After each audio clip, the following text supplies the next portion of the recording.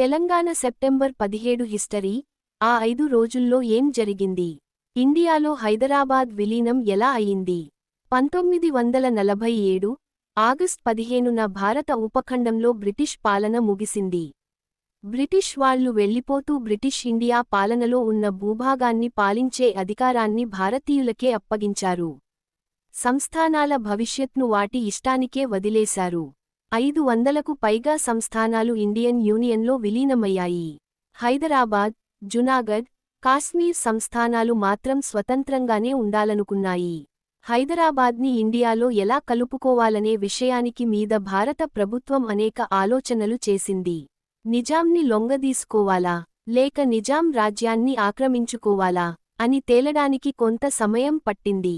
భారత పత్రికల్లో హైదరాబాద్ దక్కన్లో రజాకార్లు, కమ్యూనిస్టులు అరాచకాలు చేస్తున్నట్లుగా వార్తలు రావడంతో భారత ప్రభుత్వం అలర్ట్ అయింది. భారత ప్రభుత్వం సైనిక చర్య తీసుకుంటుందనే అనుమానం రావడంతో చివరి ప్రయత్నాలు కూడా చేసింది.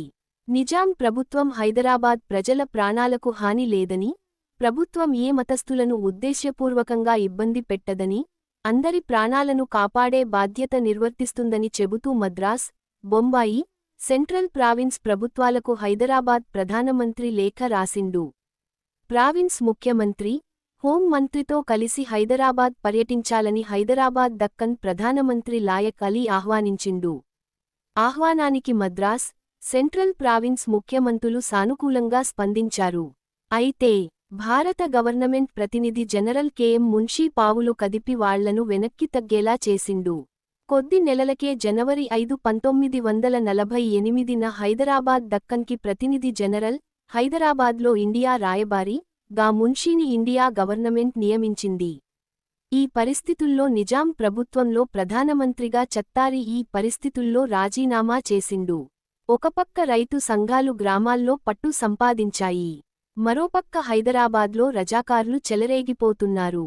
సరిహద్దుల్లో పరిస్థితి ఆందోళనకరంగా ఉంది. దీంతో భారత ప్రభుత్వం పరిస్థితిని అదుపులోకి తేవడానికి పూనుకుంది.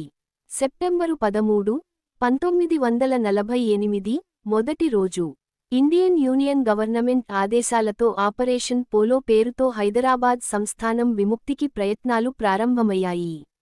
హైదరాబాద్ దక్కన్ రాజ్యాన్ని స్వాధీనం చేసుకునేందుకు సైన్యం ఉదయం బయలుదేరింది.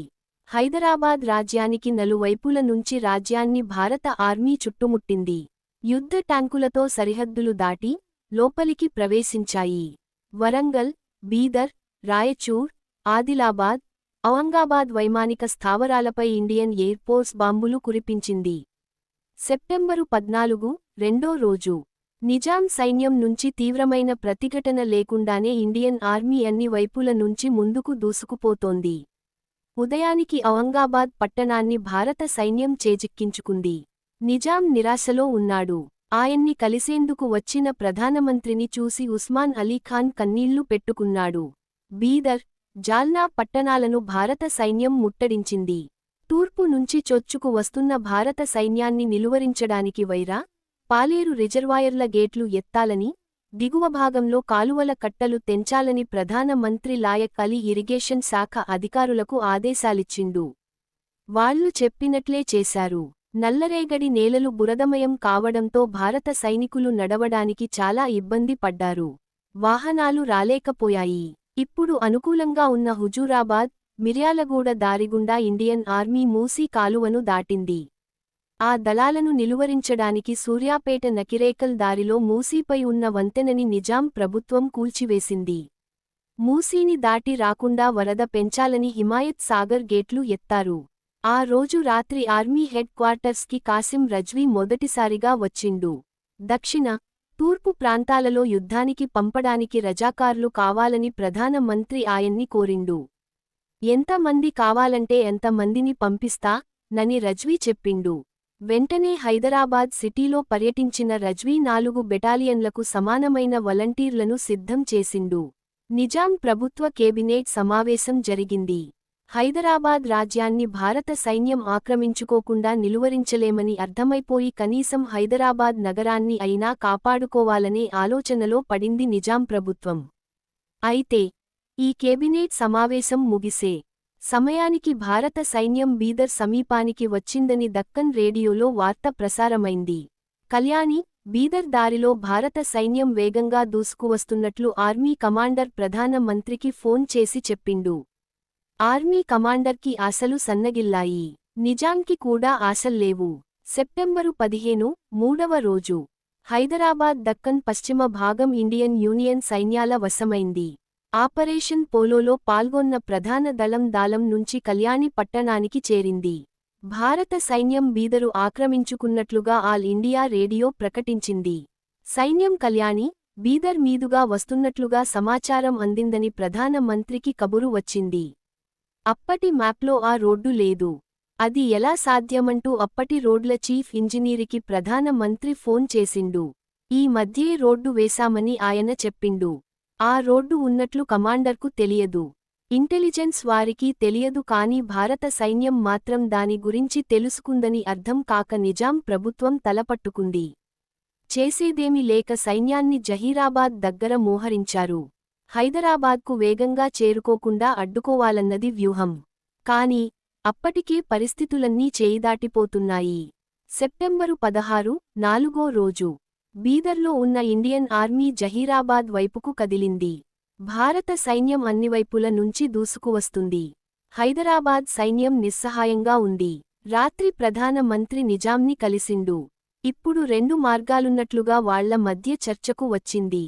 నిజాం తప్పుకుని మంత్రి మండలికి పాలన అప్పగించడం లేదా మంత్రి మండలిని రద్దు చేసి ఇండియాతో ఒప్పందం చేసుకోవడం. వీటిలో ఏది ఎంచుకున్నారని ప్రధాని అడిగితే రేపు పొద్దున 9 గంటలకు చెబుతానని నిజాం అనడంతో ఆ సమావేశం ముగిసింది. మంత్రి మండలి రాజీనామా. హైదరాబాద్ కేబినెట్ సమావేశమైంది. మంత్రి మండలి రాజీనామా చేసింది. దానిని నిజాం అంగీకరించిండు. అదే రోజు మధ్యాహ్నం లాయక్ అలీ డక్కన్ రేడియో కేంద్రానికి చేరుకుని హైదరాబాద్ రాజ్య స్వతంత్ర్యాన్ని కాపాడలేకపోయానని, అందుకే రాజీనామా చేస్తున్నానని ప్రకటన చేసిండు. సెప్టెంబరు 17, ఐదో రోజు భారత సైన్యం హైదరాబాద్కు 30 మైళ్ల దూరంలో బీబీ నగర్కు చేరుకుంది. భారత సైన్యానికి లొంగిపోవాలని నిజాం నిర్ణయించుకున్నాడు. తాను లొంగిపోతున్నట్లు రేడియోలో ప్రకటించాడు. ఆ తర్వాత రెసిడెంట్ జనరల్ మున్షీ రేడియోలో ప్రకటన చేసిండు. పాత ప్రభుత్వం చేసిన తప్పిదాలను కొత్త పాలకులు సరిదిద్దుతారన్నది దాని సారాంశం. సైనికాధికారికి పట్టాభిషేకం. సెప్టెంబరు 18న బొల్లారంలోని రెసిడెన్సీలో సందడి నెలకొంది. ఇండియన్ ఆర్మీ మేజర్ జనరల్ చౌదరికి ఘనంగా స్వాగతం పలికారు. బొల్లారంలోని రెసిడెన్సీపై ఇండియా పతాకం ఎగిరించి ఆ తర్వాత చౌదరి ఆధ్వర్యంలో మిలిటరీ పాలన ప్రారంభమైంది. సెప్టెంబరు 19 నాటికి అన్ని దిక్కుల నుండి ప్రవేశించిన సైన్యాలు హైదరాబాద్ చేరుకున్నాయి. ఆ తర్వాత చౌదరి మిలిటరీ పాలనను రద్దు చేసి సివిల్ సర్వెంట్ వెల్లోడిని ముఖ్యమంత్రిగా నియమించారు. ఆ తర్వాత జరిగిన ఎన్నికల్లో కాంగ్రెస్ ప్రభుత్వం ఏర్పడింది. బూర్గుల రామకృష్ణారావు ముఖ్యమంత్రి పదవి చేపట్టిండు. రాజ్ ప్రముఖ్ పేరుతో నిజాం రాజు. 17 సెప్టెంబరు 1948న జరిగిన ఆపరేషన్ పోలో తర్వాత నిజాం పాలన అంతమైంది. హైదరాబాద్ దక్కన్ స్టేట్ ఇండియన్ యూనియన్లో విలీనమైన తర్వాత ఉస్మాన్ అలీ ఖాన్కు రాజప్రముఖ్ హోదా ఇచ్చారు.